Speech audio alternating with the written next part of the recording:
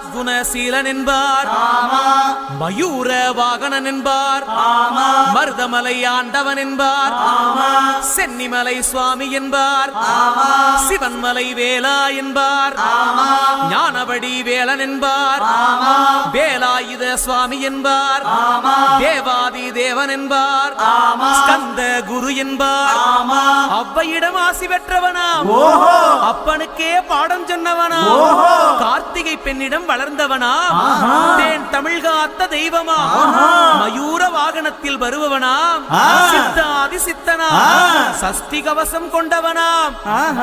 அப்படிப்பட்ட முருகனவே ரொம்ப ரொம்ப சின்னவனா. முருகன் சின்ன சின்ன முருகைய